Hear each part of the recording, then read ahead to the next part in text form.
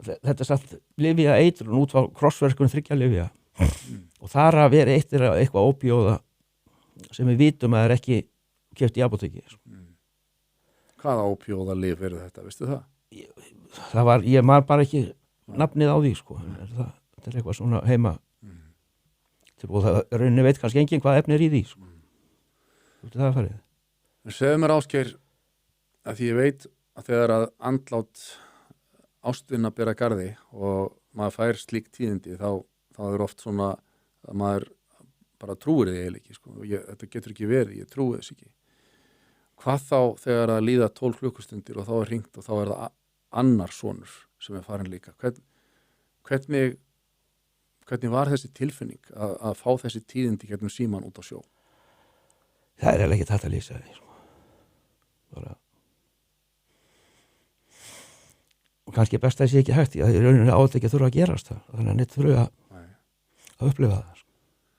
Það er nú oft sagt að það ætti engin maður að þurfa að upplifa jarða börnin sín hvað þá í fleirtölu börnin sín þetta er þess er ekki til orði verið þetta sko. Og maður búin að lendi því svo sem fólk ekki að skilja og maður veit ekki hvernig á að tala sko. Þegar maður er búin að lendi því oftar en einu sinni þurfa að hugga prest og þá getur maður ekki ætlast til þess að neinn sem ekki hefur upplifað svona bara skiljið mann og þá sér maður einu leiðin að hrista svolítið upp í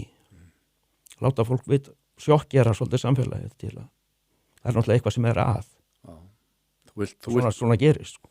Þú og þín fjölskylda hafi viljað að þessi atburður hreyfi við einhverjum hlutum og það verði einhverjar breytingar Já, ef eitthvað á að geta hugga mann þá að það vera það að þetta leiði til einhvers og bjargi öðrum lífum það sem er rosalega að bjarga þeim sko. Því að staðan er þannig sko, raunin erum ekki við fórnarlömbin það eru þeir sem dóu og þeir sem eru út í samfélaginu og eftir að lendi því sama þar eru fórnarlömbin sem við viljum bara gera allt sem við getum til að bjarga